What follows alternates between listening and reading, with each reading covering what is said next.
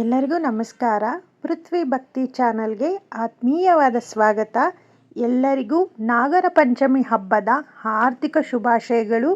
ನಾಗರ ಪಂಚಮಿಯು ಸನಾತನ ಧರ್ಮದಲ್ಲಿ ಅತ್ಯಂತ ಪವಿತ್ರವಾದ ಮತ್ತು ವಿಶೇಷವಾದ ಹಬ್ಬಗಳಲ್ಲಿ ಒಂದಾಗಿದೆ. ಈ ದಿನದಂದು ನಾಗದೇವತೆಯನ್ನು ಭಕ್ತಿ ಶ್ರದ್ಧೆಗಳಿಂದ ಪೂಜಿಸುವುದರಿಂದ ಜಾತಕದಲ್ಲಿರುವ ಸರ್ಪದೋಷ, ಕಾಲಸರ್ಪದೋಷಗಳು ನಿವಾರಣೆಯಾಗುತ್ತವೆ ಹಾಗೂ ಕುಟುಂಬಕ್ಕೆ ನಾಗದೇವರ ಕೃಪಾ ಕಟಾಕ್ಷ ಲಭಿಸುತ್ತದೆ. ನಾಗಪಂಚಮಿಯ ಶುಭ ದಿನದಂದು ನವನಾಗ ಸ್ತೋತ್ರವನ್ನು ಜಪಿಸುವುದು ಅತ್ಯಂತ ಶ್ರೇಷ್ಠ. ಈ ಸ್ತೋತ್ರದಲ್ಲಿ ಪ್ರಮುಖವಾದ 9 ನಾಗದೇವತೆಗಳ ಹೆಸರುಗಳಿದ್ದು, ಇದನ್ನು ಪಠಿಸುವುದರಿಂದ ಸಕಲ ಭೀತಿಗಳು ನಿವಾರಣೆಯಾಗುತ್ತವೆ. ಈಗ ನವನಾಗ ಸ್ತೋತ್ರವನ್ನು ಕೇಳೋಣ. ಓಂ ಅನಂತಂ ವಾಸಕಿಂ ಶೇಷಂ ಪದ್ಮನಾಭಂ ಚ ಕಂಬಾಲಂ ಶಂಖಪಾಲಂ ಧಾರ್ತರಾಷ್ಟ್ರಂ ತಕ್ಷಕಂ ಕಾಲೀಯಂ ತಥಾ ಏತಾನಿ ನವನವಾಮಿ ನಾಗಾನಾಂ ಚ ಮಹಾತ್ಮನಾಂ ಸಾಯಂಕಾಲೇ ಪಠೇ ನಿತ್ಯಂ ಪ್ರಾತಃಕಾಲೇ ವಿಶೇಷತಃ ತಸ್ಯ ವಿಷಭಯಂ ನಾಸ್ತಿ ಸರ್ವತ್ರ ವಿಜಯೀ ಭವೇತ್. ಶ್ರೀ ನಾಗದೇವಾಯ ನಮಃ. ಈ ಸ್ತೋತ್ರದಲ್ಲಿ ಬರುವ 9 ನಾಗದೇವತೆಗಳ ವಿಶೇಷತೆ ಮತ್ತು ಮಹತ್ವದ ಬಗ್ಗೆ ತಿಳಿಯೋಣ. ಮೊದಲನೆಯದಾಗಿ ಅನಂತ. ಅನಂತ ಎಂದರೆ ಅಂತ್ಯ ಇಲ್ಲದವನು ಎಂದರ್ಥ. ಈ ಬ್ರಹ್ಮಾಂಡದ ಶಕ್ತಿಯನ್ನು ಹೊತ್ತು ನಿಂತಿರುವ ಪರಮ ಪವಿತ್ರ ನಾಗದೇವತೆ ಅನಂತ.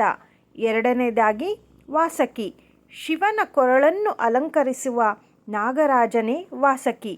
ದೇವತೆಗಳು ಮತ್ತು ಅಸುರರು ಕ್ಷೀರಸಾಗರ ಮಂಥನ ಮಾಡುವಾಗ ವಾಸಕ್ಕಿಯನ್ನೇ ಹಗ್ಗವನ್ನಾಗಿ ಬಳಸಿದ್ದರು. ಮೂರನೆಯದಾಗಿ ಶೇಷ. ಶ್ರೀ ಮಹಾವಿಷ್ಣುವಿನ ಶಯನವಾಗಿ ಅಂದರೆ ಹಾಸಿಗೆಯಾಗಿ ಸೇವೆ ಸಲ್ಲಿಸುವ ಮಹಾನಾಗ ಶೇಷನಾಗ. ನಾಲ್ಕನೆಯದಾಗಿ ಪದ್ಮನಾಭ. ಕಮಲದ ಹೂವಿನಂತೆ ಪವಿತ್ರವಾದ ಮತ್ತು ಭಕ್ತರ ಇಷ್ಟಾರ್ಥಗಳನ್ನು ಈಡೇರಿಸುವ ಮಹಾನ್ ನಾಗದೇವತೆ. ಐದನೆಯದು ಕಂಬಾಲ. ಪಾತಾಳ ಲೋಕದಲ್ಲಿ ವಾಸಿಸುವ ಮತ್ತು ತಪೋಶಕ್ತಿಯಿಂದ ಕೂಡಿದ ಶಕ್ತಿಶಾಲಿ ನಾಗಗಳಲ್ಲಿ ಈ ನಾಗವು ಒಂದು. ಆರನೆಯದಾಗಿ ಶಂಖಪಾಲ. ಶಂಖದಂತೆ ಶುಭ್ರವಾದ ಸಂಪತ್ತು ಮತ್ತು ಧರ್ಮವನ್ನು ರಕ್ಷಿಸುವ ವಿಶೇಷ ಶಕ್ತಿಯುಳ್ಳ ನಾಗದೇವತೆ ಶಂಖಪಾಲ. ಏಳನೆಯದಾಗಿ ಧೃತರಾಷ್ಟ್ರ. ಬಲಶಾಲಿ ಹಾಗೂ ವಿಶಾಲವಾದ ಶಕ್ತಿಯನ್ನು ಹೊಂದಿರುವ ಪ್ರಸಿದ್ಧ ನಾಗರಾಜ. ಎಂಟನೆಯದಾಗಿ ತಕ್ಷಕ. ವಿಶೇಷವಾದ ಅಗ್ನಿಶಕ್ತಿ ಮತ್ತು ವಿಷಕಾರಿ ತೇಜಸ್ಸನ್ನು ಹೊಂದಿರುವ ಅತ್ಯಂತ ಪರಾಕ್ರಮಿ ನಾಗದೇವತೆ ತಕ್ಷಕ. ಒಂಬತ್ತನೆಯದಾಗಿ ಕಾಲಿಯ. ಯಮುನಾ ನದಿಯಲ್ಲಿದ್ದು ನಂತರ ಶ್ರೀಕೃಷ್ಣನಿಂದ ಅನುಗ್ರಹವನ್ನು ಪಡೆದು ಮರ್ದನಗೊಂಡ ಪೌರಾಣಿಕ ನಾಗನೇ ಕಾಲಿಯ. ನವನಾಗ ಸ್ತೋತ್ರದ ಪೂರ್ಣ ಅರ್ಥ ಮತ್ತು ಫಲಶ್ರುತಿ. ಈ ಸ್ತೋತ್ರದ ಸರಳ ಅರ್ಥವೇನೆಂದರೆ ಅನಂತ, ವಾಸಕಿ, ಶ್ರೇಷ, ಪದ್ಮನಾಭ, ಕಂಬಾಲ, ಶಂಖಪಾಲ, ಧೃತರಾಷ್ಟ್ರ, ತಕ್ಷಕ ಮತ್ತು ಕಾಲೀಯ ಎಂಬ 9 ಮಹಾತ್ಮರಾದ ನಾಗಗಳ ಹೆಸರುಗಳನ್ನು ಯಾರು ಪ್ರತಿದಿನ ಸಾಯಂಕಾಲ ಅಥವಾ ವಿಶೇಷವಾಗಿ ಬೆಳಗ್ಗೆ ಸ್ಮರಿಸುತ್ತಾರೋ ಅವರಿಗೆ ಯಾವುದೇ ರೀತಿಯ ಸರ್ಪ ಭಯವಾಗಲಿ ವಿಷಭಯವಾಗಲಿ ಇರುವುದಿಲ್ಲ.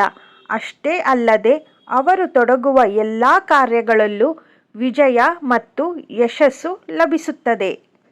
ನಾಗರ ಪಂಚಮಿಯಂದು ಈ ಸ್ತೋತ್ರವನ್ನು ನಾಗದೇವರ ವಿಗ್ರಹ ಅಥವಾ ಹಾವಿನ ಹುತ್ತ ಹಾಲನ್ನು ಸಮರ್ಪಣೆ ಮಾಡುವಾಗ ಈ ಸ್ತೋತ್ರವನ್ನು ಪಠಿಸಬಹುದು. ನಿಮಗೂ ಮತ್ತು ನಿಮ್ಮ ಕುಟುಂಬದವರಿಗೂ ನಾಗರ ಪಂಚಮಿ ಹಬ್ಬದ ಹಾರ್ದಿಕ ಶುಭಾಶಯಗಳು. ನಾಗರಾಜನ ಆಶೀರ್ವಾದ ಸದಾ ನಿಮ್ಮ ಮೇಲಿರಲಿ.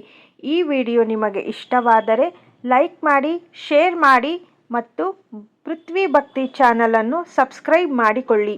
ಓಂ ನಾಗರಾಜಾಯ ನಮಃ. ಧನ್ಯವಾದಗಳು. ಒಳ್ಳೆಯದನ್ನು ಯೋಚಿಸೋಣ, ಒಳ್ಳೆಯದನ್ನೇ ಮಾಡೋಣ.